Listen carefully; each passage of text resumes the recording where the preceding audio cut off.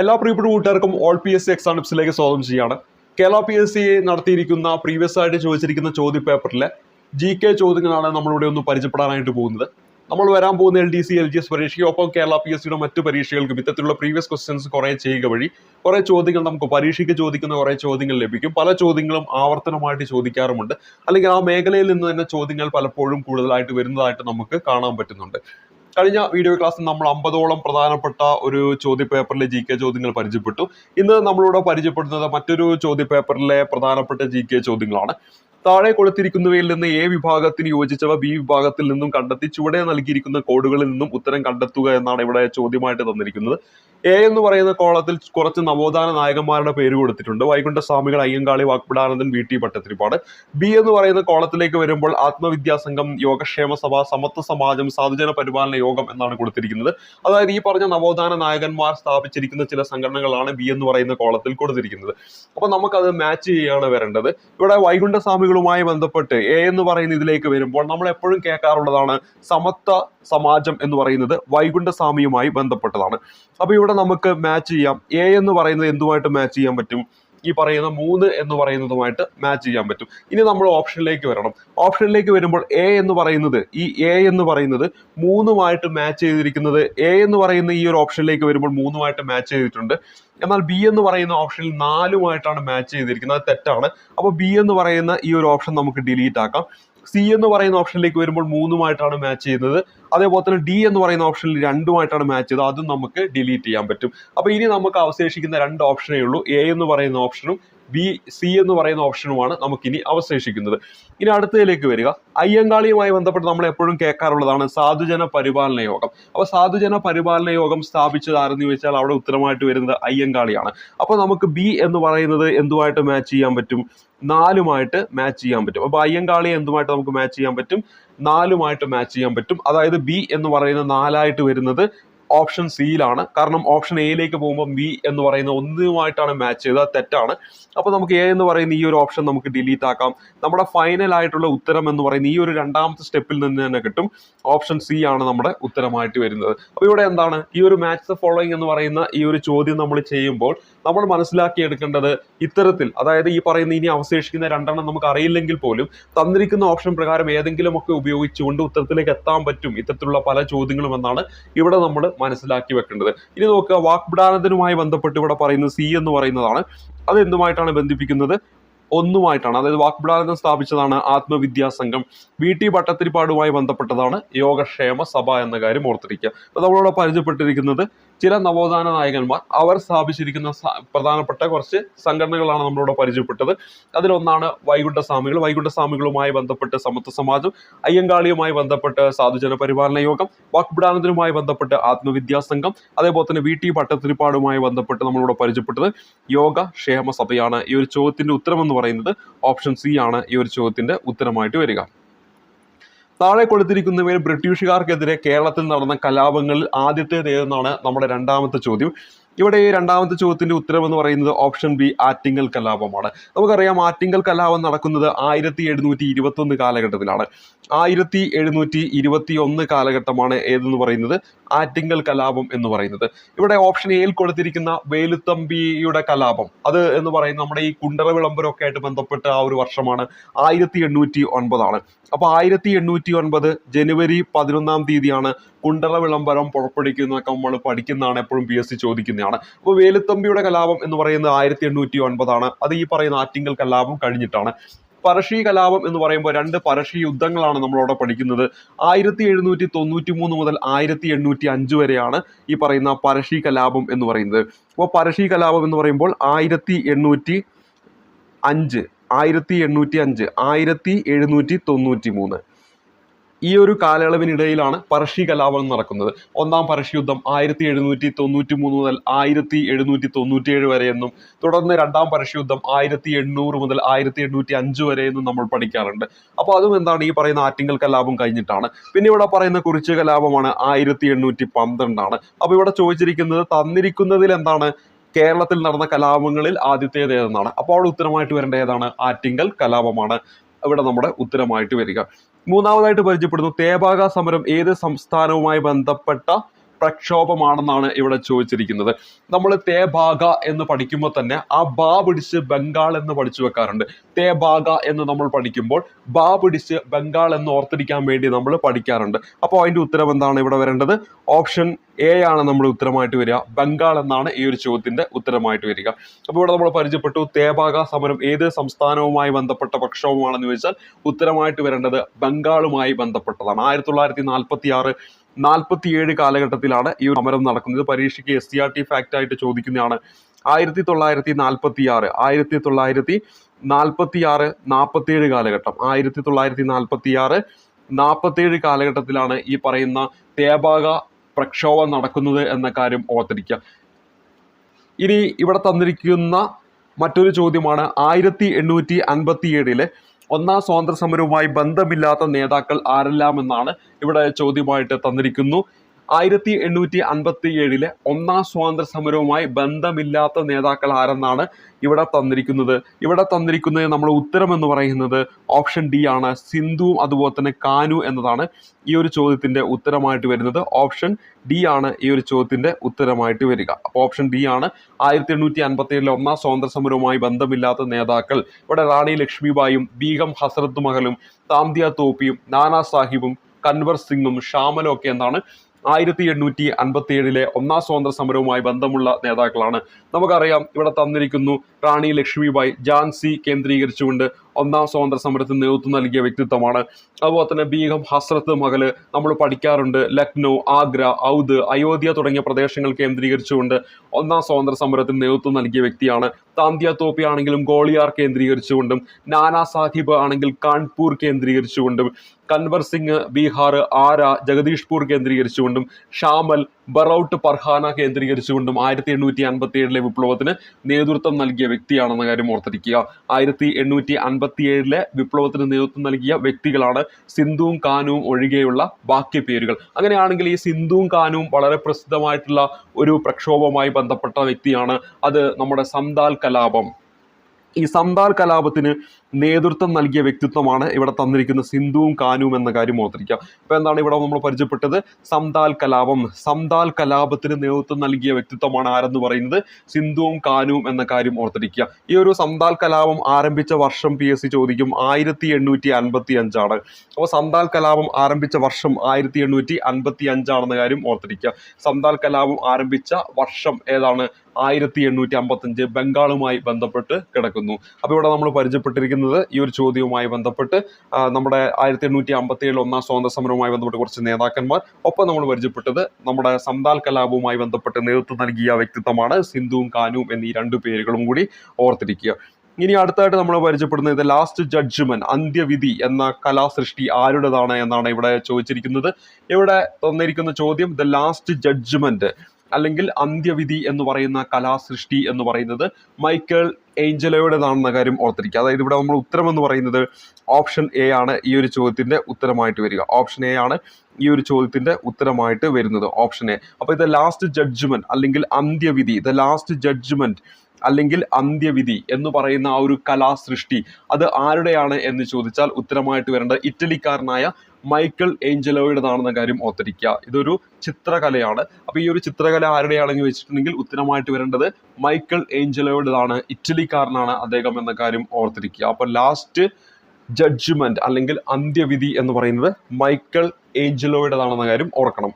ഇനി നമ്മൾ അടുത്തായിട്ട് പരിചയപ്പെടുന്നത് ആറാമതായിട്ട് ഇവിടെ പരിചയപ്പെടുന്നു ഇന്ത്യ ഗാന്ധിജിക്ക് ശേഷം, ഇന്ത്യ ആഫ്റ്റർ ഗാന്ധി എന്ന ഗ്രന്ഥത്തിന്റെ കർത്താവ് ആരെന്നാണ് അടുത്ത ചോദ്യം. ഇവിടെ നമ്മുടെ ഉത്തരമായിട്ട് വരേണ്ടത് രാമചന്ദ്ര ഗുഹ എന്നതാണ് ഉത്തരമായിട്ട് വരുന്നത്.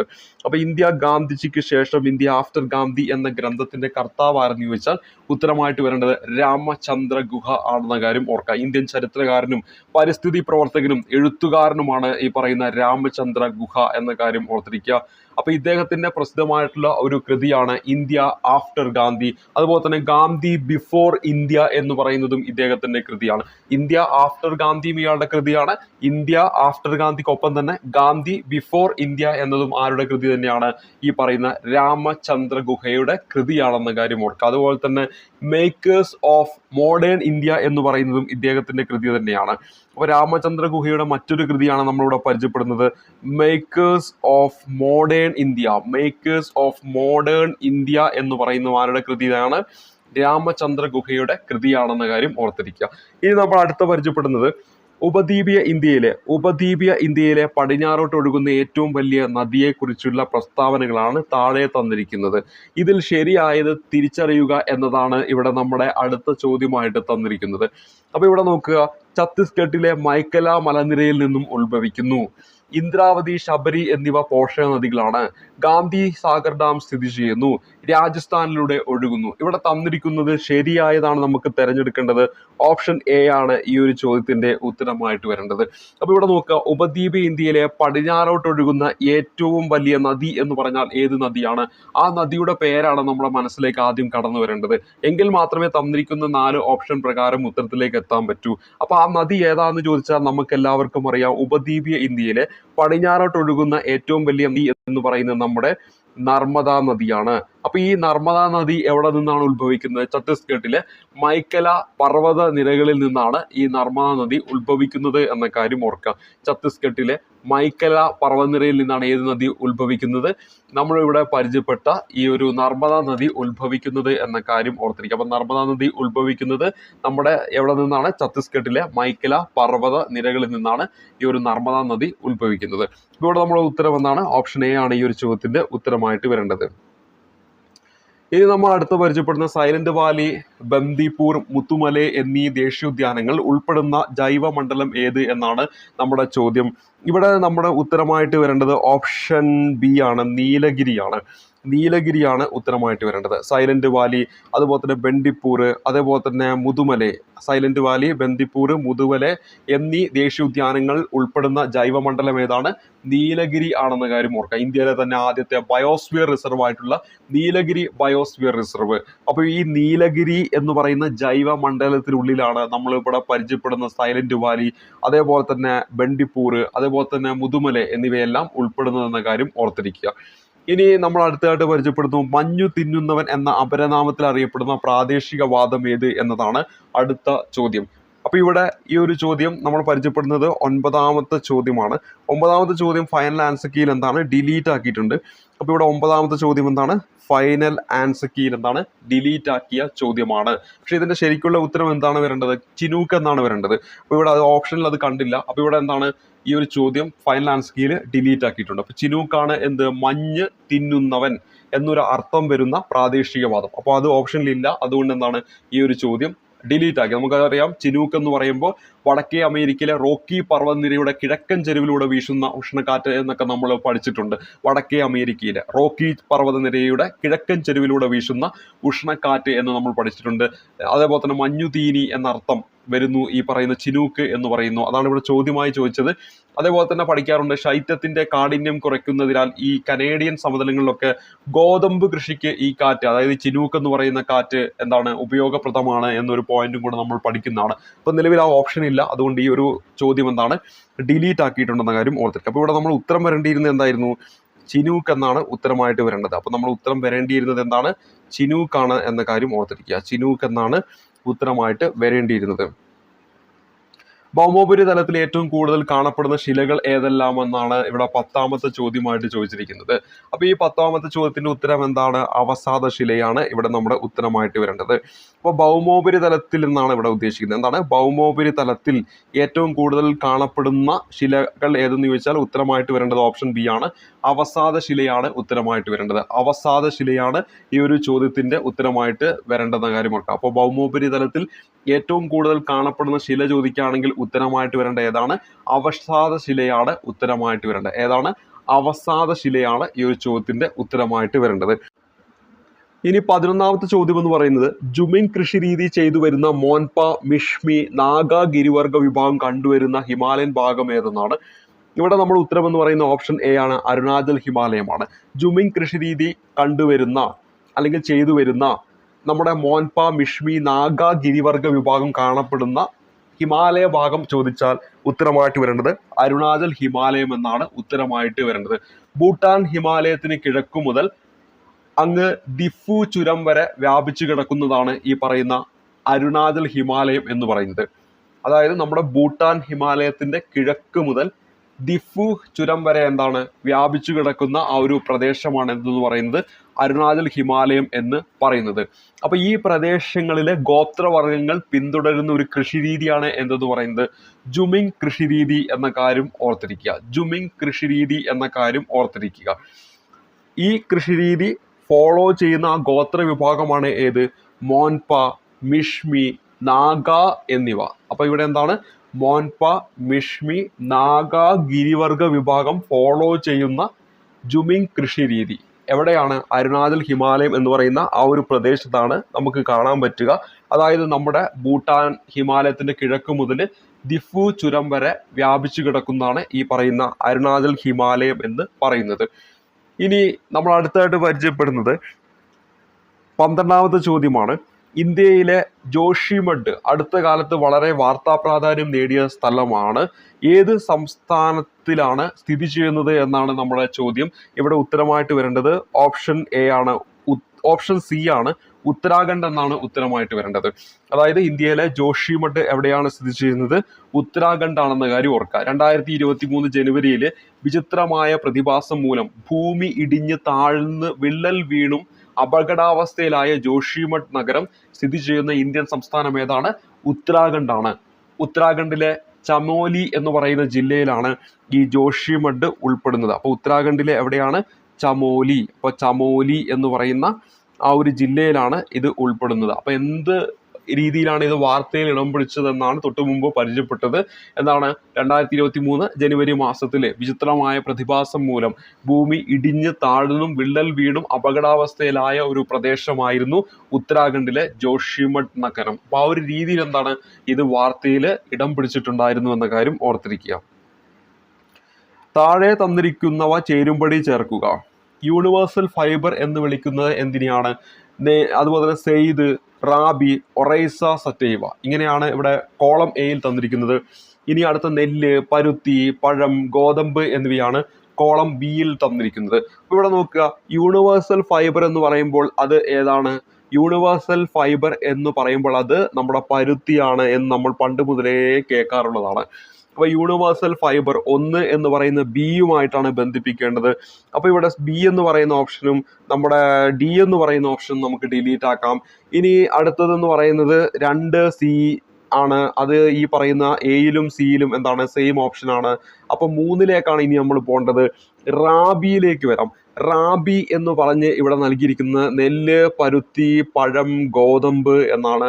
അപ്പൊ ഇവിടെ റാബി വിളയായിട്ട് തന്നിരിക്കുന്നതിൽ നമുക്കിനി അവശേഷിക്കുന്ന നെല്ലുണ്ട്, പഴമുണ്ട്, ഗോതമ്പുണ്ട്. അതിൽ എന്താണ് റാബി വിള എന്ന് പറയുന്നത് ഏതാണ്? ഗോതമ്പാണ്. അപ്പൊ 3 എന്ന് പറയുന്നത് ഡിയുമായിട്ടാണ് ബന്ധിപ്പിക്കേണ്ടത്. അപ്പൊ 3D ബന്ധിപ്പിച്ചിരിക്കുന്ന ഓപ്ഷൻ ഏതാണ്? ഓപ്ഷൻ എ ആണ്. അതാണ് നമ്മുടെ ഉത്തരമായിട്ട് വരേണ്ടത്. ഇവിടെ ഉത്തരമായിട്ട് വരേണ്ട ഏതാണ്? ഓപ്ഷൻ എ ആണ് ഉത്തരമായിട്ട് വരേണ്ടത്. അതുപോലെ തന്നെ ഇവിടെ 2 സെയ്ദ് എന്ന് പറയുമ്പോൾ പഴങ്ങളുമായി ബന്ധപ്പെട്ടതാണ്. അപ്പൊ ഇവിടെ ഓപ്ഷൻ സി ആയിട്ടാണ് സെയ്ദ് ബന്ധപ്പെടേണ്ടത്. ഇനി ഒറൈസ സറ്റൈവ എന്ന് പറയുന്നത് ബന്ധിപ്പിക്കേണ്ടത് നമുക്കറിയാം നെല്ലുമായിട്ടാണ്. അപ്പൊ നെല്ലിന്റെ ശാസ്ത്രീയ നാമമാണല്ലോ ഒറൈസ സറ്റൈവ. അപ്പൊ ഇവിടെ ഇന്ത്യയിലെ മുഖ്യ ഭക്ഷ്യവിളയായ നെല്ല് ഒരു ഖാരിഫ് വിളയാണെന്ന് നമുക്കറിയാം. ആ നെല്ലിന്റെ ശാസ്ത്രീയ നാമമാണ് ഒറൈസ സറ്റൈവ. ഇവിടെ നമ്മൾ ഉത്തരം എന്താണ്?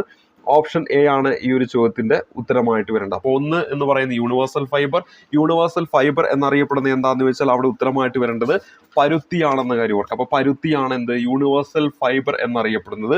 അതേപോലെ തന്നെ സെയ്ദ് വിളയാണ് ഈ പഴങ്ങൾ എന്ന് പറയുന്നത്. റാബി വിളയാണ് ഗോതമ്പ് എന്ന് നമുക്കറിയാം. അതേപോലെ തന്നെ ഒറൈസ സറ്റൈവ എന്ന് പറയുന്നത് എന്താണ്? നെല്ലിന്റെ ശാസ്ത്രീയ നാമമാണെന്നും കൂടെ ഓർത്തിരിക്കുക. ഇനി നമ്മൾ പരിചയപ്പെടുന്നത് അടുത്ത ചോദ്യമാണ്. അടുത്ത ചോദ്യം 2023-24 ഇന്ത്യൻ ബജറ്റിൽ അമൃതകാലം എന്ന പേരിൽ 7 മുൻഗണനകൾ നൽകുന്നു. അതിൽ പെടാത്തത് ഇവയിൽ ഏത് എന്നാണ് നമ്മുടെ ഇവിടെ ചോദ്യമായിട്ട് തന്നിരിക്കുന്നത്. ഇവിടെ ഈ ഒരു ചോദ്യത്തിന്റെ ഉത്തരം എന്ന് പറഞ്ഞാൽ വിവരാവകാശമാണ്. അപ്പോൾ ആ ഒരു സമയത്ത് ബജറ്റ് വന്നു, അന്നത്തെ കറണ്ട് അഫയേഴ്സുമായി ബന്ധപ്പെട്ട് ചോദിച്ചു, അല്ലെങ്കിൽ അത് എവിടെയും ചോദിക്കാം. ഇപ്പൊ ചില മേഖലകളൊക്കെ ഇപ്പൊ നമ്മുടെ എക്കണോമിക്സുമായി ബന്ധപ്പെട്ട് കറണ്ട് അഫയേഴ്സുമായി ബന്ധപ്പെട്ട് ആ രണ്ട് രീതിയിലും നമുക്ക് ഈ ഒരു ചോദ്യം പരിഗണിക്കാം. അപ്പോൾ ചിലപ്പോൾ ഈ നമ്മുടെ ജോഗ്രഫിയുമായി ബന്ധപ്പെട്ട എന്തെങ്കിലുമൊക്കെ കറണ്ട് അഫയർ, ഇപ്പോൾ നമ്മൾ ജോഷിമഡ് പഠിച്ചല്ലോ, അത് പണ്ട് PSC പരീക്ഷയിലൊക്കെ ഡയറക്റ്റ് ചോദിക്കുമായിരുന്നു. ഇപ്പോൾ അതൊരു കറണ്ട് അഫയേഴ്സ് രീതിയിൽ ജോഗ്രഫി എന്ന് പറയുന്ന ഭാഗത്ത് ചോദിക്കപ്പെട്ടു. അപ്പോൾ ഇവിടെ നോക്കുക, ഈ പറയുന്ന ചോദ്യം ഒന്നെങ്കിൽ നമുക്ക് എക്കണോമിക്സ് എന്ന് പറയുന്ന ഭാഗത്ത്, ബജറ്റ് എന്ന് പറയുന്ന ഭാഗത്ത് ചോദിച്ചു എന്ന് പറയാം, അല്ലെങ്കിൽ നമുക്ക് കറണ്ട് അഫയേഴ്സുമായി ബന്ധപ്പെടുത്തി ചോദിച്ചു എന്ന് പറയാം. ഇവിടെ നമ്മൾ ഉത്തരം എന്താണ്? വിവരാവകാശമാണ്. 2023-24 ഇന്ത്യൻ ബജറ്റിൽ അമൃത് കാലം എന്ന പേരിൽ 7 മുൻഗണനകൾ നൽകുന്നു. അതിൽ പെടാത്തത് ഇവയിൽ ഏതാന്ന് ചോദിച്ചാൽ ഇവിടെ ഉത്തരമായിട്ട് വരേണ്ടത് വിവരാവകാശമാണ്. സമഗ്ര വികസനം, അവസാന മൈലിൽ എത്തുക, അതുപോലെ തന്നെ അടിസ്ഥാന സൗകര്യങ്ങളും നിക്ഷേപവും, സാധ്യതകൾ തുറന്നിടുക, ഹരിത വളർച്ച, യുവശക്തി, സാമ്പത്തിക മേഖല എന്നിവയാണ് സപ്തർഷികൾ എന്ന പേരിൽ വന്ന ആ 7 മുൻഗണനാ മേഖലകൾ എന്ന കാര്യം ഓർക്കുക. ഇതൊരു കറണ്ട് അഫയേഴ്സ് ആയിട്ട് ബന്ധിപ്പിച്ചാണ് വരാൻ പോകുന്ന പരീക്ഷയിൽ ഈ വരുന്ന ബജറ്റുമായി ബന്ധപ്പെട്ടൊക്കെ ആയിരിക്കും ചോദ്യങ്ങൾ വരിക. അപ്പോൾ ഇവിടെ ജസ്റ്റ് ഒന്ന് ഓർത്തിരിക്കുക. ഇനി അടുത്തത് നമ്മൾ പരിചയപ്പെടുന്നത് നീതി ആയോഗ്. നീതി ആയോഗിനെ സംബന്ധിച്ച് താഴെ തന്നിരിക്കുന്ന പ്രസ്താവനകൾ ശരിയായവ ഏതെല്ലാം? നമുക്ക് കണ്ടുപിടിക്കേണ്ടത് ശരിയായവയാണ്. ആ ഭാഗം ജസ്റ്റ് ഒന്ന് അണ്ടർലൈൻ ചെയ്യുക. ആസൂത്രണത്തിന് വേണ്ടി പ്ലാനിംഗ് കമ്മീഷന് പകരം നിലവിൽ വന്ന ഭരണ സംവിധാനം എന്നാണ് ഇവിടെ ഒന്നാമതായിട്ട് തന്നിരിക്കുന്നത്. അപ്പോൾ അതെന്താണ്? ശരിയായിട്ടുള്ള ഒരു സ്റ്റേറ്റ്മെന്റ് ആണ്. ഇനി നോക്കുക, നീതി ആയോഗിന്റെ ആദ്യ ഉപാധ്യക്ഷൻ പ്രധാനമന്ത്രി ശ്രീ നരേന്ദ്രമോദിയാണ്. ആദ്യ അധ്യക്ഷൻ, നീതി ആയോഗിന്റെ ആദ്യ അധ്യക്ഷൻ ആരാണ്? പ്രധാനമന്ത്രി ശ്രീ നരേന്ദ്രമോദിയാണ്. അതും എന്താണ്? ശരിയായിട്ടുള്ള ഒരു സ്റ്റേറ്റ്മെന്റ് ആണ്. ഇനി 2015 ജനുവരി 1 നിലവിൽ വന്നു, അതും ശരിയാണ്. അപ്പോൾ ഇവിടെ 1, 2, 3 എന്താണ്? ശരിയാണ്. അപ്പോൾ 1 ശരിയാണ്, 2 ശരിയാണ്, 3 ശരിയാണ്. നീതി ആയോഗിന്റെ ആസ്ഥാനം ഡൽഹി ആണെന്ന് പറയുന്നു, അതും ശരിയാണ്. ഓപ്ഷൻ ഡി ആണ് ഈ ഒരു ചോദ്യത്തിന്റെ ഉത്തരമായിട്ട് വരിക. അപ്പോൾ ഇവിടെ എന്താണ്? നീതി ആയോഗ്. നീതി ആയോഗുമായി ബന്ധപ്പെട്ട് ശരിയായവയാണ് കണ്ടുപിടിക്കേണ്ടത്. അതിൽ ഡി എന്ന് പറയുന്ന ഓപ്ഷനാണ്. തന്നിരിക്കുന്നതെല്ലാം എന്താണ്? ശരിയാണ്. നീതി ആയോഗ് നമുക്കറിയാം, national institution for transforming India Aayog എന്നാണ് ഇതിന്റെ പൂർണ്ണരൂപം. ഇത് ആസൂത്രണ കമ്മീഷന്റെ പ്രവർത്തനം അവസാനിപ്പിച്ചുകൊണ്ട് നീതി ആയോഗ് നിലവിൽ വരുന്നു 2015 ജനുവരി 1. ഇതിന്റെ അധ്യക്ഷൻ എപ്പോഴും നമുക്കറിയാം പ്രധാനമന്ത്രിയാണ്. അങ്ങനെയാണെങ്കിൽ ആദ്യത്തെ അധ്യക്ഷൻ എന്ന് പറയുന്നത് നരേന്ദ്രമോദിയാണ്. ഇതിന്റെ ആസ്ഥാനം സ്ഥിതി ചെയ്യുന്നത് ഡൽഹിയിലാണ് എന്ന് നമുക്കറിയാം. ഇതിന്റെ ആസ്ഥാനം സ്ഥിതി ചെയ്യുന്നത് എവിടെയാണ്? ഡൽഹിയിലാണ് എന്ന കാര്യം കൂടി ഓർത്തിരിക്കുക. ഇനി അടുത്ത ചോദ്യത്തിലേക്ക് വരാം. നമ്മുടെ അടുത്ത ചോദ്യം എന്ന് പറയുന്ന 16ാമത്തെ ചോദ്യം, ആത്മനിർഭർ ഭാരത് അഭിയാൻ പദ്ധതിയിൽ താഴെ പറയുന്നവയിൽ ശരിയല്ലാത്തത് ഏത് എന്നതാണ് 16ാമത്തെ ചോദ്യമായിട്ട് ഇവിടെ ചോദിച്ചിരിക്കുന്നത്. ഇവിടെ 2020 മെയ് 12 പ്രഖ്യാപിച്ചു എന്നത് ശരിയാണ്. ഇന്ത്യയുടെ GDPയുടെ 10% വരുന്ന പദ്ധതി എന്നതും ശരിയാണ്. കോവിഡ് മഹാമാരിയുടെ പശ്ചാത്തലം എന്ന് പറയുന്നതും ശരിയാണ്. ഇവിടെ ഓപ്ഷൻ ഡി ആണ് നമ്മുടെ തെറ്റ്. അടിസ്ഥാന സൗകര്യ വികസന പദ്ധതികൾക്ക് വേണ്ടി മാത്രമുള്ളത് എന്നത് എന്താണ്? തെറ്റാണെന്ന കാര്യം ഓർത്തിരിക്കുക. കോവിഡ് മൂലമുള്ള സാമ്പത്തിക പ്രതിസന്ധി മറികടക്കുന്നതിനായിട്ട് കേന്ദ്ര സർക്കാർ ആവിഷ്കരിച്ച ഒരു പദ്ധതിയാണ് നാം ഇവിടെ പരിചയപ്പെടുന്ന ആത്മനിർഭർ ഭാരത് പദ്ധതി എന്ന കാര്യം ഓർക്കുക. ആത്മനിർഭർ ഭാരത് അഭിയാൻ പദ്ധതി എന്ന കാര്യം ഓർത്തിരിക്കുക. എന്താണ്? കോവിഡ് മൂലമുള്ള സാമ്പത്തിക പ്രതിസന്ധി മറികടക്കുന്നതിനായിട്ട് നമ്മുടെ കേന്ദ്ര സർക്കാർ ആവിഷ്കരിച്ച പദ്ധതിയാണ് ഇത്. ആത്മനിർഭർ ഭാരത് എന്ന ആ ഒരു വാക്കിന്റെ അർത്ഥം എന്താണ്? സ്വാശ്രയ ഭാരതം എന്നാണ്. ഈ ഒരു പദ്ധതി പ്രകാരം മുതൽ മുടക്ക് തുക എന്ന് പറയുന്നത് 20 ലക്ഷം കോടി രൂപയാണെന്ന് നമ്മൾ പഠിച്ചിട്ടുണ്ട്. നമ്മുടെ ഇന്ത്യയുടെ GDPയുടെ 10% വരുന്ന ഒരു പദ്ധതിയാണ് ഇത്. 2012 മെയ് 12 ഈ ഒരു പദ്ധതി എന്ത് ചെയ്യുന്നത്? പ്രഖ്യാപിക്കുന്നത്. അപ്പൊ ഈ ഒരു പദ്ധതി പ്രഖ്യാപിച്ചത് ആരാന്ന് ചോദിച്ചാൽ പെട്ടെന്ന് നമ്മുടെ മനസ്സിലേക്ക് വരിക നമ്മുടെ ഇന്ത്യൻ പ്രധാനമന്ത്രിയുടെ പേരായിരിക്കും. എന്നാൽ പ്രത്യേകം ശ്രദ്ധിക്കുക, 2020 മെയ് 12 ആത്മനിർഭർ ഭാരത് പാക്കേജ് പ്രഖ്യാപിച്ചത് നമ്മുടെ ധനകാര്യമന്ത്രിയായ നിർമ്മല സീതാരാമനാണ്. അപ്പൊ നിലവിൽ നമ്മുടെ ധനകാര്യമന്ത്രിയായ നിർമ്മല സീതാരാമനാണ് ഈ ഒരു പദ്ധതി എന്ത് ചെയ്യുന്നത്? പ്രഖ്യാപിക്കുന്നത്. എപ്പോൾ പ്രഖ്യാപിച്ചു? 2020 മെയ് 12 പ്രഖ്യാപിച്ചു എന്ന കാര്യം ഓർത്തിരിക്കുക. അതുപോലെ തന്നെ ഇന്ത്യയുടെ GDPയുടെ 10% വരുന്ന പദ്ധതിയാണ്. കോവിഡ് മഹാമാരിയുടെ പശ്ചാത്തലത്തിലാണ് ഇങ്ങനെ ഒരു പദ്ധതി എന്ത് ചെയ്യുന്നത്? പ്രഖ്യാപിക്കുന്നത് എന്ന കാര്യം ഓർക്കുക. ഇനി ആത്മനിർഭർ ഭാരതിന്റെ 5 തൂണുകൾ എന്ന് പറയുന്നത് സമ്പദ് വ്യവസ്ഥ അല്ലെങ്കിൽ നമ്മുടെ എക്കണോമി, അടിസ്ഥാന സൗകര്യങ്ങൾ അല്ലെങ്കിൽ നമ്മുടെ ഇൻഫ്രാസ്ട്രക്ചർ, മറ്റൊന്ന് സിസ്റ്റം, 4ാമതായിട്ട് വരുന്നത് ജനസംഖ്യാശാസ്ത്രം, 5ാമതായിട്ട് വരുന്നത് ഡിമാൻഡ് ആണ്. ഇതാണ് എന്ത്? ആത്മനിർഭർ ഭാരതിന്റെ 5 തൂണുകൾ. 5 pillars ഓഫ് ആത്മനിർഭർ ഭാരത് അഭിയാൻ. അതാണ് നമ്മളിവിടെ പരിചയപ്പെട്ട എക്കണോമി, ഇൻഫ്രാസ്ട്രക്ചർ, സിസ്റ്റം, അതുപോലെ തന്നെ ഡെമോഗ്രഫി അതായത് നമ്മുടെ ജനസംഖ്യാശാസ്ത്രം, അതുപോലെ തന്നെ ഡിമാൻഡ്. ഇതാണ് എന്ത്? 5 pillars എന്ന് പറയുന്നത്. ഇനി നമ്മൾ അടുത്ത ചോദ്യത്തിലേക്ക് വരാം. 17ാമത്തെ ചോദ്യത്തിലേക്കാണ് വരുന്നത്. 17ാമത്തെ ചോദ്യം, താഴെ തന്നിരിക്കുന്നവ ചേരുംപടി ചേർക്കുക. അപ്പൊ ചേരുംപടിയുമായി ബന്ധപ്പെട്ട് മറ്റൊരു ചോദ്യം പരിചയപ്പെടുന്നു. GST ബിൽ നിലവിൽ വന്നു എന്ന് നൽകിയിരിക്കുന്നു. ആസൂത്രണ കമ്മീഷൻ രൂപീകരിച്ചു എന്ന് തന്നിരിക്കുന്നു. ദേശീയ ഗ്രാമീണ തൊഴിലുറപ്പ് നിയമം വന്നു എന്ന് ആ ഒരു നിയമവും അവിടെ കൊടുത്തിരിക്കുന്നത്. 1ാം പഞ്ചവത്സര പദ്ധതി ആരംഭിച്ചു. ഇപ്പുറത്ത് അതുമായി ബന്ധപ്പെട്ട ഡേറ്റുകളാണ്. അപ്പൊ നമുക്ക് ഇതിൽ അറിയുന്ന കാര്യങ്ങളാണ് നമ്മൾ ആദ്യം കണ്ടുപിടിക്കേണ്ടത്. 1ാം പഞ്ചവത്സര പദ്ധതി ആരംഭിച്ചു, ആസൂത്രണ കമ്മീഷൻ രൂപീകരിച്ചു. പണ്ട് മുതലേ നമ്മൾ കേൾക്കുന്നതാണ് ആസൂത്രണ കമ്മീഷൻ രൂപീകരിച്ച തീയതി. അവിടെ നമുക്കറിയാം 1950 മാർച്ച് 15-നാണ് ആസൂത്രണ കമ്മീഷൻ രൂപീകരിച്ചത്. അപ്പോൾ ഇവിടെ നമുക്ക് നോക്കാം, 2 എന്ന് പറയുന്നത് ബിയുമായിട്ടാണ് കണക്ട് ചെയ്യുന്നത്. അങ്ങനെയാണെങ്കിൽ ഓപ്ഷൻസിലേക്ക് വരുമ്പോൾ 2 ബിയുമായിട്ട് കണക്ട് ചെയ്യുന്ന 2 ഓപ്ഷനേ ഉള്ളൂ. ബി എന്ന് പറയുന്ന ഓപ്ഷനും ഡി എന്ന് പറയുന്ന ഓപ്ഷനും നമുക്ക് ഡിലീറ്റ് ആക്കാം. പിന്നെ നമ്മൾ എപ്പോഴും കേൾക്കാറുള്ളതാണ് നമ്മുടെ തൊഴിലുറപ്പ് നിയമം. തൊഴിലുറപ്പ് നിയമവുമായി ബന്ധപ്പെട്ട് 2005 എന്ന് പറയുന്ന വർഷം നമ്മൾ എപ്പോഴും കേൾക്കാറുള്ളതാണ്. അപ്പോൾ ഇവിടെ നോക്കുക, ഈ പറയുന്ന 3A ബന്ധിപ്പിക്കുന്നത്. 3A ബന്ധിപ്പിച്ച ഒറ്റൊരു ഓപ്ഷനേ അവിടെയുള്ളൂ. ഓപ്ഷൻ എ ആണ് നമ്മുടെ ഫൈനൽ ആൻസർ ആയിട്ട് വരേണ്ടത്. ഓപ്ഷൻ എ ആണ് നമ്മുടെ ഫൈനൽ ആൻസർ ആയിട്ട് വരേണ്ടത്. അപ്പൊ ഇവിടെ ഈ ഒരു ചോദ്യത്തിന്റെ ഉത്തരം എന്താണ്? ഓപ്ഷൻ എ ആണ്. അതായത് GST ബിൽ നിലവിൽ വന്നത് എന്നാന്ന് ചോദിച്ചാൽ 2017 ജൂലൈ 1-നാണ്. അതേപോലെ ആസൂത്രണ കമ്മീഷൻ രൂപീകരിച്ച് എന്നാന്ന് ചോദിച്ചാൽ 1950 മാർച്ച് 15-നാണ്. ദേശീയ ഗ്രാമീണ തൊഴിലുറപ്പ് നിയമം വന്നത് എന്താന്ന് വെച്ചാൽ 2005 ഓഗസ്റ്റ് 23-നാണ്. ഇനി നമ്മുടെ 1ാം പഞ്ചവത്സര പദ്ധതി ആരംഭിച്ചത് 1951 ഒരു സാമ്പത്തിക വർഷത്തിന്റെ ആരംഭത്തിലാണ്, അതായത് ഏപ്രിൽ 1-ന്. എപ്പോഴും പഞ്ചവത്സര പദ്ധതികൾ എന്ന് പറയുമ്പോൾ ഒരു സാമ്പത്തിക വർഷം മുതൽ അടുത്ത സാമ്പത്തിക വർഷം വരെയാണ് അതിന്റെ ഒരു വർഷം കണക്കാക്കുന്നത്. അപ്പൊ നിലവിൽ ഇന്ത്യയുടെ സാമ്പത്തിക വർഷം ഏപ്രിൽ 1 മുതൽ മാർച്ച് 31 വരെയാണ്. അപ്പൊ 1951 ഏപ്രിൽ 1 എന്നാണ് ഈ ഒരു ചോദ്യത്തിന്റെ ഉത്തരമായിട്ട് വരിക. അപ്പൊ ഈ ഒരു ചോദ്യത്തിന്റെ ഉത്തരത്തിലേക്ക് എത്തുവാൻ നമുക്ക് പല രീതിയിൽ ഈ ഒരു ചോദ്യത്തിന്റെ ഉത്തരത്തിലേക്ക് നമുക്ക് എത്താൻ പറ്റും. അപ്പൊ ആ രീതികളാണ് ഇത്തരത്തിലുള്ള മാച്ച് ദ ഫോളോയിങ് പോലുള്ള ചോദ്യങ്ങൾ നമ്മൾ ചെയ്യുമ്പോൾ മനസ്സിലാക്കി വെക്കേണ്ടത്. തുടർന്ന് ഇത്തരത്തിൽ നമ്മൾ കുറെ ചോദ്യങ്ങൾ നമ്മൾ ഇനി അങ്ങോട്ട് പ്രീവിയസ് ചെയ്യുമ്പോൾ നമ്മൾ ചെയ്യുന്നതായിരിക്കും. അങ്ങനെ നമ്മൾ എന്ത് ചെയ്യും, എങ്ങനെയെല്ലാമാണ് വളരെ സിമ്പിൾ ആയിട്ട് നമുക്ക് ഓരോ ചോദ്യങ്ങളുടെയും ഉത്തരത്തിലേക്ക് എത്താൻ പറ്റുക. ചില കാര്യങ്ങൾ നമുക്ക് അറിയില്ലെങ്കിൽ പോലും ചിലപ്പോൾ ആ ചോദ്യത്തിന്റെ കറക്റ്റ് ഓപ്ഷനിലേക്ക് എത്താൻ പറ്റും, മറ്റു ചില കാര്യങ്ങൾ അറിയുകയാണെങ്കിൽ. അപ്പൊ അത്തരത്തിലുള്ള കാര്യങ്ങളാണ് നമ്മളിവിടെ മനസ്സിലാക്കി വെക്കേണ്ടത്. പരീക്ഷയ്ക്ക് അത് നമുക്ക് അപ്ലൈ ചെയ്യുമ്പോൾ നമുക്ക് ഉത്തരത്തിലേക്ക് എത്താനും സാധിക്കും. അപ്പൊ ഇവിടെ നമ്മളിവിടെ പരിചയപ്പെട്ടിരിക്കുന്ന 17ാമത്തെ ചോദ്യമാണ്. ഇനി പരിചയപ്പെടാൻ പോകുന്നത് 18ാമത്തെ ചോദ്യമാണ്. താഴെ തന്നിരിക്കുന്നവയിൽ നബാർഡുമായി ബന്ധമില്ലാത്തത് ഏത്? അപ്പൊ നമുക്ക് കണ്ടുപിടിക്കേണ്ടത് നബാർഡുമായി ബന്ധമില്ലാത്തത് ഏതെന്നാണ് നമുക്ക് കണ്ടുപിടിക്കേണ്ടത്. കാർഷിക വികസനവും ഗ്രാമീണ വികസനവുമായി ബന്ധപ്പെട്ട ബാങ്കാണ് നബാർഡ് എന്ന് നമുക്കറിയാം. അപ്പൊ നബാർഡുമായി ബന്ധപ്പെട്ട ഒരു സ്റ്റേറ്റ്മെന്റ് ആണ് ഇവിടെ 18ാമത്തെ ഈ ഒരു ചോദ്യത്തിൽ ഓപ്ഷൻ എ ആയിട്ട് കൊടുത്തിരിക്കുന്നത്. അപ്പൊ ഇവിടെ 18ാമത്തെ ചോദ്യം, അവിടെ ഓപ്ഷൻ എ എന്താണ്? നബാർഡുമായിട്ട് ബന്ധപ്പെട്ട ഒരു സ്റ്റേറ്റ്മെന്റ് ആണ് ഇവിടെ നൽകിയിരിക്കുന്നത്. ഇത് നോക്കുക, 1980 ജൂലൈ 12-ന് സ്ഥാപിതമായി എന്ന് നൽകിയിരിക്കുന്നു. 1980 ജൂലൈ 12-ന് സ്ഥാപിതമായി എന്ന ഈ ഒരു സ്റ്റേറ്റ്മെന്റ് എന്താണ്? തെറ്റാണ്. ശരിക്കും നമ്മുടെ ഇവിടെ ഉത്തരം എന്ന് പറയുന്നത് ഓപ്ഷൻ ബി ആണ്. അപ്പോൾ ഉത്തരമായിട്ട് വരേണ്ടത് ആസ്ഥാനം മുംബൈ ആണത്. ശരിയാണ്. ശിവരാമൻ കമ്മിറ്റിയുടെ നിർദ്ദേശപ്രകാരമാണ് ഈ ഒരു നബാർഡൊക്കെ വരുന്നതെന്ന് നമ്മൾ പഠിച്ചിട്ടുണ്ട്. നബാർഡ് രൂപീകരണവുമായി ബന്ധപ്പെട്ട കമ്മിറ്റി ശിവരാമൻ കമ്മിറ്റി എന്ന് നമ്മൾ പഠിച്ചിട്ടുണ്ട്. അപ്പൊ ഇവിടെ തന്നിരിക്കുന്നതിൽ 1980 ജൂലൈ 12 തെറ്റാണെന്ന് ഞാൻ പറഞ്ഞു.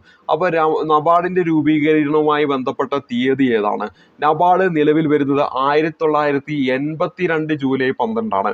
അപ്പൊ ആ തെറ്റ് തിരുത്തി പഠിക്കുക. എന്താണ് 1982? 1982 ജൂലൈ മാസം 12-ാം തീയതിയാണ് ഏത് നിലവിൽ വരുന്നത്?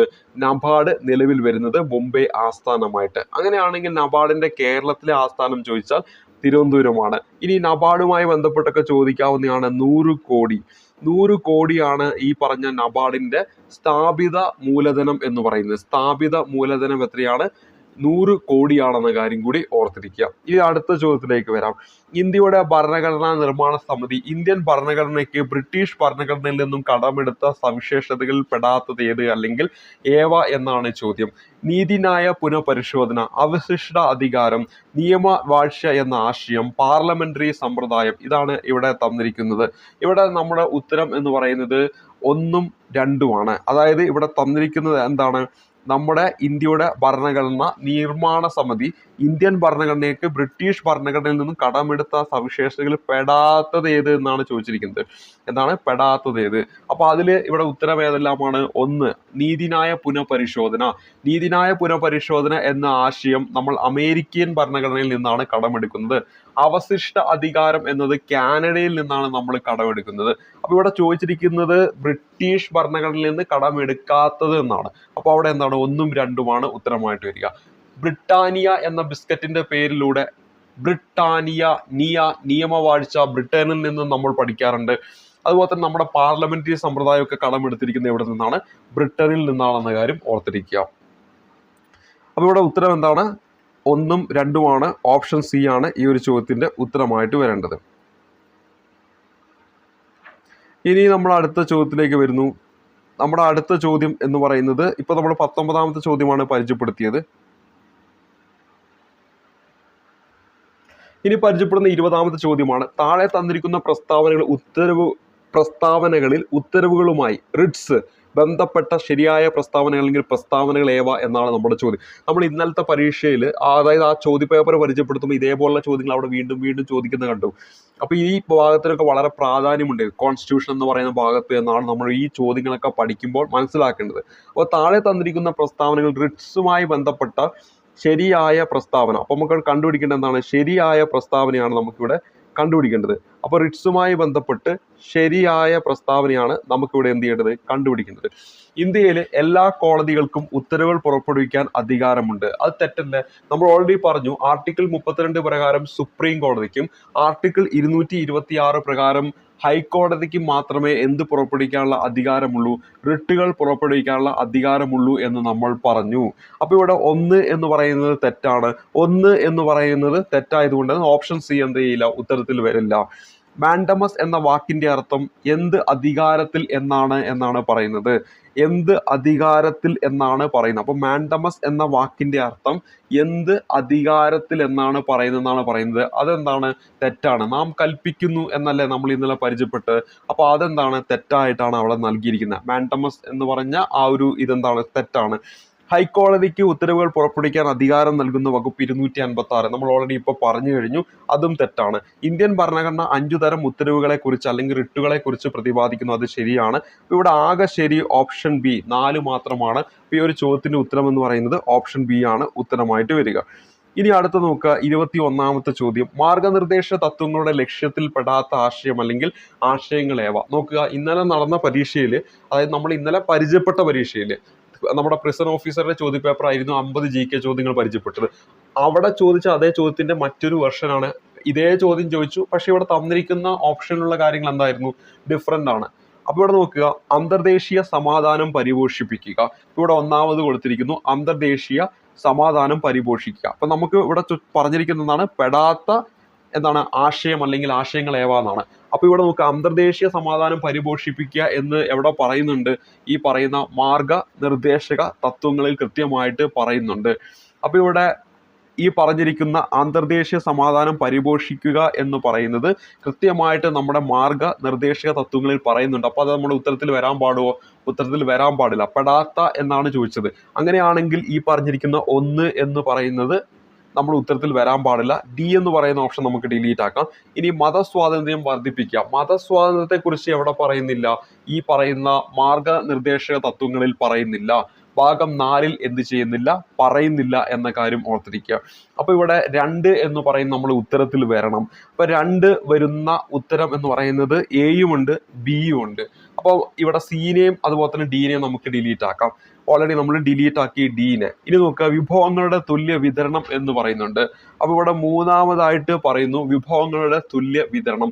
അപ്പൊ അതും എന്താണ്? ഈ പറയുന്ന മാർഗനിർദ്ദേശക തത്വങ്ങളിൽ എന്താണ്? പറയുന്നതാണ് ഈ പറയുന്ന വിഭവങ്ങളുടെ തുല്യ വിതരണം എന്ന് പറയുന്നത്. ജീവിത നിലവാരം മെച്ചപ്പെടുത്തുക, അതും ഈ പറയുന്ന മാർഗനിർദ്ദേശക തത്വങ്ങളുടെ ലക്ഷ്യത്തിൽ പെടുന്നതാണ്. മാർഗനിർദ്ദേശക തത്വങ്ങളുടെ ലക്ഷ്യത്തിൽ പെടുന്നതാണ്. അപ്പൊ ഇവിടെ എന്താണ്?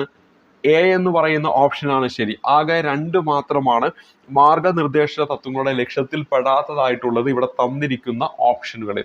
അപ്പോൾ ഇവിടെ നോക്കുക, അന്തർദേശീയ സമാധാനം പരിപോഷിപ്പിക്കുക, അതേപോലെ തന്നെ വിഭവങ്ങളുടെ തുല്യ വിതരണം, ജീവിത നിലവാരം മെച്ചപ്പെടുത്തുക തുടങ്ങിയവയ്ക്ക് എന്താണ് മാർഗനിർദ്ദേശ തത്വങ്ങൾ എന്ന് പറയുന്ന ആ ഭാഗം 4-ൽ എന്താണ് കൃത്യമായിട്ട് പറയുന്ന ഒരു കാര്യങ്ങളാണ്. എന്നാൽ മതസ്വാതന്ത്ര്യം വർദ്ധിപ്പിക്കുക എന്നതിനെ കുറിച്ച് എവിടെയും പറയുന്നില്ല. ഈ പറയുന്ന ഭാഗം 4-ൽ എവിടെയും പറയുന്നില്ല. ഇന്ത്യൻ ഭരണഘടനയിലെ ഭാഗം 4A-യിൽ പ്രതിപാദിച്ചിരിക്കുന്ന മൗലിക കർത്തവ്യങ്ങളിൽ പെടാത്തത് ഏത് അല്ലെങ്കിൽ ഏവ എന്നാണ് ഇവിടെ ചോദ്യമായിട്ട് ചോദിച്ചിരിക്കുന്നത്. അപ്പോൾ ഇവിടെ നമ്മളോട് പറഞ്ഞിരിക്കുന്നത് പെടാത്തത്, മൗലിക കർത്തവ്യത്തിൽ എന്താണ് പെടാത്തതാണ് നമുക്കിവിടെ കണ്ടുപിടിക്കേണ്ടത്. സ്ത്രീകളുടെയും കുട്ടികളുടെയും അന്തസ്സിനും അഭിജാത്യത്തിനും കളങ്കം വരുത്തുന്ന പ്രവർത്തനങ്ങളിൽ ഇടപെടാതിരിക്കുക എന്നാണ് ഇവിടെ ഒന്നാമതായിട്ട് പറയുന്നത്. സ്ത്രീകളുടെയും കുട്ടികളുടെയും അന്തസ്സിനും ആഭിജാത്യത്തിനും കളങ്കം വരുത്തുന്ന പ്രവർത്തനങ്ങളിൽ ഇടപെടാതിരിക്കുക എന്ന് പറയുന്നത് നമ്മുടെ മാർഗനിർദ്ദേശ തത്വങ്ങളിൽ ഉൾപ്പെടുന്നതാണ് എന്ന് നമ്മൾ പഠിച്ചിട്ടുണ്ട്. അതേപോലെ തന്നെ നമ്മുടെ പ്രകൃതിയെ സംരക്ഷിക്കുക എന്ന് പറയുന്നു. അതും എവിടെ പറയുന്നുണ്ട്? 11 കാര്യങ്ങളാണ് നമ്മുടെ ഈ പറയുന്ന ഫണ്ടമെന്റൽ ഡ്യൂട്ടീസ് അല്ലെങ്കിൽ എവിടെയാണ് മൗലിക കർത്തവ്യങ്ങൾ ഭാഗം 4A ആർട്ടിക്കിൾ 51A. അപ്പോൾ മൗലിക കർത്തവ്യങ്ങളുമായി ബന്ധപ്പെട്ട ഭാഗം ചോദിക്കുകയാണെങ്കിൽ ഏതാണ്? 4A ആണ്. ആർട്ടിക്കിൾ ചോദിക്കുകയാണെങ്കിൽ ഏതാണ്? 51A ആണ്. അപ്പൊ ഈ ഒരു ഭാഗത്ത് എത്ര മൗലിക കടമകളെ കുറിച്ച് പറയുന്നുണ്ട്? 11 മൗലിക കടമകളെ കുറിച്ച് പറയുന്നുണ്ട്. ആ മൗലിക കടമകളിൽ, ഇന്ത്യൻ ഭരണഘടനയിലെ മൗലിക കടമകളിൽ ഏതിനെ കുറിച്ചും പറയുന്നുണ്ട്? നമ്മുടെ പ്രകൃതിയെ സംരക്ഷിക്കുക എന്നതിനെ കുറിച്ചും പറയുന്നുണ്ട്. വ്യക്തികൾ നികുതി അടയ്ക്കുക എന്ന് എവിടെ പറയുന്നുണ്ടോ? ഈ പറയുന്ന മൗലിക കർത്തവ്യങ്ങളിൽ പറയുന്നുണ്ടോ? ഇല്ല. നമ്മുടെ 3 എന്ന് പറയുന്നത് എന്താണ്? മൗലിക കർത്തവ്യങ്ങളിൽ പറയുന്നില്ല. രക്ഷകർത്താക്കൾ കുട്ടികൾക്ക് വിദ്യാഭ്യാസം കൊടുക്കുക എന്ന് പറയുന്നുണ്ട്. അപ്പൊ ഇവിടെ പറയാത്തത് ഏതാണ്? ഇവിടെ 3 മാത്രമാണ്. 3 മാത്രം എന്ന് പറയുമ്പോൾ അവിടെ ഓപ്ഷൻ ഡി ആണ് നമ്മുടെ ഉത്തരമായിട്ട് വരേണ്ടത്. ഇവിടെ ഉത്തരമായിട്ട് വരേണ്ടത് ഓപ്ഷൻ ഡി ആണ്. നമുക്കറിയാം നമ്മുടെ മൗലിക കടമകൾ എന്ന് പറയുമ്പോൾ അവിടെ ഭാഗം 4A എന്ന് പറയുന്ന ആ ഒരു ഭാഗത്ത് ആർട്ടിക്കിൾ 51A-യിൽ കൃത്യമായിട്ട് 11 മൗലിക കടമകളെ കുറിച്ച് പറയുന്നുണ്ട്. ആ 11 മൗലിക കടമകളിൽ ഉൾപ്പെടാത്തതാണ് ഇവിടെ തന്നിരിക്കുന്ന ഏതെന്ന് പറയുന്നത് വ്യക്തികൾ നികുതി അടയ്ക്കുക എന്ന് പറയുന്നത്. ഇനി നമ്മൾ അടുത്തായിട്ട് പരിചയപ്പെടുന്നത് ഇന്ത്യൻ രാഷ്ട്രപതിയുടെ വിവേചന അധികാരത്തിൽ പെടാത്തത് ഏത് അല്ലെങ്കിൽ ഏവ എന്നാണ് നമ്മുടെ ചോദ്യം. അപ്പൊ എന്താണ്? പെടാത്തതാണ് നമുക്കിവിടെ കണ്ടുപിടിക്കേണ്ടത്. ഒരു പാർട്ടിക്കും വ്യക്തമായ ഭൂരിപക്ഷം ലഭിച്ചില്ലെങ്കിൽ രാഷ്ട്രപതിക്ക് ഇഷ്ടമുള്ള വ്യക്തിയെ പ്രധാനമന്ത്രിയായി നിയമിക്കാമെന്നാണ് ഇവിടെ ഒന്നാമതായിട്ട് പറയുന്നത്. അപ്പൊ ഇവിടെ എന്താണ് ഒന്നാമതായിട്ട് പറഞ്ഞിരിക്കുന്ന അത് എന്താണ്? ഇന്ത്യൻ രാഷ്ട്രപതിയുടെ വിവേചന അധികാരത്തിൽ ഉൾപ്പെടുന്നതാണ്. മന്ത്രിസഭയുടെ തീരുമാനം പുനഃപരിശോധിക്കായി രാഷ്ട്രപതിക്ക് തിരിച്ചയക്കാം. അതും എന്താണ്? ഇന്ത്യൻ രാഷ്ട്രപതിയുടെ വിവേചന അധികാരത്തിൽ പെടുന്നതാണ്. അപ്പൊ ഈ 2 കാര്യങ്ങൾ നമ്മൾ ഉത്തരത്തിൽ പാടില്ല. ലോകസഭയിൽ ഒരു പാർട്ടിക്ക് വ്യക്തമായ ഭൂരിപക്ഷം ഉണ്ടെങ്കിലും രാഷ്ട്രപതിക്ക് ഇഷ്ടമുള്ള വ്യക്തിയെ പ്രധാനമന്ത്രിയാക്കാം എന്ന് പറഞ്ഞാൽ തെറ്റാണ്. ഭൂരിപക്ഷം ഉണ്ടെങ്കിൽ ആ ഭൂരിപക്ഷമുള്ള പാർട്ടിയാണല്ലോ ഭരിക്കപ്പെടുക നമ്മുടെ രാജ്യത്ത്. അപ്പൊ അതെന്താണ്? തെറ്റാണ്. അപ്പൊ മൂന്നാമത്തത് തെറ്റാണ്. മൂന്നാമത്തത് നമ്മൾ ഉത്തരത്തിൽ വായിക്കുമ്പോൾ തന്നെ കിട്ടും, അത് ഉത്തരത്തിൽ വരാൻ പാടും. കാരണം പെടാത്തത് എന്നാണ് ചോദിച്ചത്. ഇനി പറയുന്നത് എന്താണ്? അടിയന്തരാവസ്ഥ പ്രഖ്യാപിക്കാനുള്ള രാഷ്ട്രപതിയുടെ അധികാരം. രാഷ്ട്രപതിക്ക് അങ്ങനെ ഒരു അധികാരമുണ്ടോ? അടിയന്തരാവസ്ഥ പ്രഖ്യാപിക്കാനുള്ള രാഷ്ട്രപതിയുടെ അധികാരം ഇന്ത്യൻ രാഷ്ട്രപതിയുടെ വിവേചന അധികാരത്തിൽ പെടുന്നതാണെന്ന് പറഞ്ഞു കഴിഞ്ഞാൽ എന്താണ്? അത് ശരിയാണോ തെറ്റാണോ? ഒറ്റ വായനയിൽ നോക്കുമ്പോൾ നമുക്ക് മനസ്സിലാക്കാൻ പറ്റും അതെന്താണ് ശരിയാണെന്നൊക്കെ തോന്നും, പക്ഷെ അത് തെറ്റാണ്. അപ്പൊ ഇവിടെ തന്നിരിക്കുന്നതിൽ 3ഉം 4ഉം എന്താണ്? തെറ്റാണ്. അത് അദ്ദേഹത്തിന്റെ ഈ വിവേചന അധികാരത്തിൽ പെടാത്തതാണ്. ഈ പറയുന്ന ഓപ്ഷൻ എ ആണ് അപ്പം നമ്മുടെ ഉത്തരമായിട്ട് വരേണ്ടത്. ഓപ്ഷൻ എ ആണ് എന്ത്? അവിടെ നമ്മുടെ ഉത്തരമായിട്ട് വരേണ്ടത് എന്ന കാര്യം ഓർത്തിരിക്കുക. അപ്പൊ ഇവിടെ നമ്മൾ പറയുന്ന ഈ ഒരു ചോദ്യത്തിൽ നമ്മുടെ ഉത്തരമായിട്ട് വരേണ്ടത് ഏതാണ്? ഓപ്ഷൻ എ ആണ്. 3, 4 എന്നിവയാണ് ഈ ഒരു ചോദ്യത്തിൽ ഉത്തരമായിട്ട് വരേണ്ടത്. അപ്പൊ ഇവിടെ നമ്മുടെ തൊട്ടു മുമ്പത്തെ ചോദ്യത്തില് നമ്മളിവിടെ ഒന്നാമത്തെ സ്റ്റേറ്റ്മെന്റ് പറഞ്ഞു, ഒരു പാർട്ടിക്കും വ്യക്തമായ ഭൂരിപക്ഷം ലഭിച്ചില്ലെങ്കിൽ രാഷ്ട്രപതിക്ക് ഇഷ്ടമുള്ള വ്യക്തിയെ പ്രധാനമന്ത്രിയായി നിയമിക്കാമെന്ന് പറഞ്ഞു. അപ്പൊ അത് നമുക്ക് പെട്ടെന്ന് വായിക്കുമ്പോൾ നമ്മൾ വിചാരിക്കും അയ്യോ അങ്ങനെയൊക്കെ പറ്റുമോ എന്ന് ചിന്തിക്കും. അവിടെ കൃത്യമായിട്ട് ഓർത്തിരിക്കേണ്ടത് ചില സന്ദർഭങ്ങളിൽ എന്താണ് ഏതെങ്കിലും പാർട്ടിക്കോ അല്ലെങ്കിൽ മുന്നണിക്കോ എന്താണ് ഭൂരിപക്ഷം ലഭിക്കാതെ വരാറുണ്ട്. അത്തരം സന്ദർഭങ്ങളിൽ എന്താണ് രാഷ്ട്രപതി തന്റെ വിവേചനാധികാരം ഉപയോഗിക്കുന്നുണ്ട്. അതായത് ലോകസഭയിലെ ഭൂരിപക്ഷം തെളിയിക്കുവാൻ കഴിയുമെന്ന് അദ്ദേഹത്തിന് ബോധ്യമുള്ള ഒരു പാർട്ടിയുടെ നേതാവിനെ പ്രധാനമന്ത്രിയായിട്ട് എന്താണ് നിയമിക്കുകയും നിശ്ചയ സമയത്തിനുള്ളിൽ എന്താണ് ഭൂരിപക്ഷം തെളിയിക്കണമെന്ന് ആവശ്യപ്പെടുകയും ചെയ്യുന്നു ആര്? ഈ പറയുന്ന രാഷ്ട്രപതി. അതാണ് ആ ഒരു സെന്റൻസ് കൊണ്ട് അർത്ഥമാക്കുന്നത്. ആ ഒരു രീതിയാണ് ഇവിടെ ആ ഒരു സെന്റൻസ് എന്താണ് ഈ ഒരു ഉത്തരത്തിലേക്ക് വരാത്തത്. അതായത് ഇവിടെ പെടാത്തത് ഏതെന്നാണ് ചോദിച്ചത്. അപ്പൊ പെടാത്തതാണ് 3ഉം 4ഉം, പെടുന്നതാണ് 1ഉം 2ഉം എന്ന കാര്യം ഒന്ന് ഓർത്തിരിക്കുക. ഇനി നമ്മൾ അടുത്തായിട്ട് പരിചയപ്പെടുന്നത് ഭരണഘടനയുടെ 7ാം പട്ടികയിൽ പ്രതിപാദിച്ചിരിക്കുന്ന അവശിഷ്ടാധികാരമായി ബന്ധപ്പെട്ട ശരിയായ പ്രസ്താവനകൾ ഏവ എന്നാണ് ഇവിടെ 24ാമത്തെ ചോദ്യമായിട്ട് ചോദിച്ചിരിക്കുന്നത്. ഒന്ന് ഇവിടെ തന്നിരിക്കുന്നു, സൈബർ നിയമങ്ങൾ അവശിഷ്ട അധികാരങ്ങൾക്ക് ഉദാഹരണമാണ്. ശരിയാണല്ലോ. അപ്പോൾ 1 എന്തായാലും നമ്മുടെ ഉത്തരത്തിൽ വരണം. അപ്പോൾ എയും സിയും ഡിയിലും 1 ഉണ്ട്, എന്നാൽ ബിയിൽ 1 ഇല്ല. അപ്പോൾ ബി ഡിലീറ്റ് ആക്കാം. ഈ ആശയം കടമെടുത്തിരിക്കുന്ന കാനഡയുടെ ഭരണഘടനയിൽ നിന്നുമാണ് എന്നാണ് നൽകിയിരിക്കുന്നത്. അതും എന്താണ് ശരിയാണ്. തൊട്ടു മുമ്പ് നമ്മൾ പരിചയപ്പെട്ടു. മായം ചേർക്കൽ അവശിഷ്ട അധികാരത്തിൽ പെടുന്നു എന്ന് പറയുന്നു. അത് എന്താണ് അവശിഷ്ട അധികാരത്തിൽ പെടുന്നില്ല. ഇനി അവശിഷ്ട അധികാരത്തിൽ നിന്നും നിയമം നിർമ്മിക്കാനുള്ള അധികാരം ഗവൺമെന്റിനാണ്. അവശിഷ്ട അധികാരത്തിൽ നിന്നും നിയമം നിർമ്മിക്കാനുള്ള അധികാരം എന്താണ്? ഗവൺമെന്റിനാണ് എന്നാണ് പറയുന്നത്. അതും എന്താണ് ശരിയാണ്. അപ്പൊ ഇവിടെ നമ്മൾക്ക് തന്നിരിക്കുന്നതിൽ 1ഉം 2ഉം 4ഉം അതാണ് ശരി. 1ഉം 2ഉം 4 ഓപ്ഷൻ ഡി ആണ് നമ്മുടെ ഉത്തരമായിട്ട് വരേണ്ടത്. അപ്പോൾ ഈ ഒരു ചോദ്യത്തിൻ്റെ ഉത്തരം എന്ന് പറയുന്നത് ഓപ്ഷൻ ഡി ആണ് ഈ ഒരു ചോദ്യത്തിൻ്റെ ഉത്തരമായിട്ട് വരിക. അപ്പോൾ ഇവിടെ നമ്മൾ പറഞ്ഞത് എന്താണ്? അവശിഷ്ട അധികാരത്തെക്കുറിച്ച് നമ്മുടെ ഭരണഘടനയിൽ പ്രതിപാദിക്കുന്നത് ഏത് ആർട്ടിക്കിളാണെന്ന് ചോദിച്ചാൽ ആർട്ടിക്കിൾ 248 ഭരണഘടനയുടെ ലിസ്റ്റുകളിൽ ഉൾപ്പെട്ടിട്ടില്ലാത്ത എല്ലാ വിഷയങ്ങളും എന്താണ് കൈകാര്യം ചെയ്യാനുള്ള അധികാരം. അതാണ് അവശിഷ്ട അധികാരം എന്ന് പറയുന്നത്. അവശിഷ്ട അധികാരത്തിന് ഒരു ഉദാഹരണമാണ് നമ്മുടെ സൈബർ നിയമം എന്ന് പറയുന്നത്. സൈബർ നിയമം എന്ന് പറയുന്നത് ഈ ഒരു ആശയം നമ്മൾ കടംകൊണ്ടിരിക്കുന്നത് കാനഡയിൽ നിന്നാണ്. അതുമായി ബന്ധപ്പെട്ട് സൈബർ നിയമങ്ങൾ അവശിഷ്ട അധികാരത്തിന് ഉദാഹരണമാണ്. ഈ ആശയം കടംകൊണ്ടിരിക്കുന്ന കാനഡയിൽ നിന്നാണ്. അപ്പം അവശിഷ്ട അധികാരത്തിൽ നിന്ന് നിയമം നിർമ്മിക്കാനുള്ള അധികാരം ആർക്കാണ്? നമ്മുടെ ഗവൺമെന്റിനാണെന്ന കാര്യം ഓർത്തിരിക്കുക. ഇനി 25ാമത്തെ ചോദ്യം കൂടെ പരിചയപ്പെടാം. കേരള സംസ്ഥാന വികലാംഗ ക്ഷേമ കോർപ്പറേഷനുമായി ബന്ധപ്പെട്ട ശരിയായ പ്രസ്താവനകൾ ഏവ എന്നാണ് നമ്മുടെ അടുത്ത ചോദ്യം. 25ാമത്തെ ചോദ്യത്തിൽ ഒന്നാമത് കൊടുത്തിരിക്കുന്നു 1979 സ്ഥാപിതമായി. അപ്പോൾ നമുക്ക് ഇവിടെ കണ്ടുപിടിക്കേണ്ട ശരിയായ പ്രസ്താവനയാണ്. 1979 സ്ഥാപിതമായി എന്ന് പറയുന്നു. അത് ശരിയായിട്ടുള്ള സ്റ്റേറ്റ്മെന്റ് ആണ്.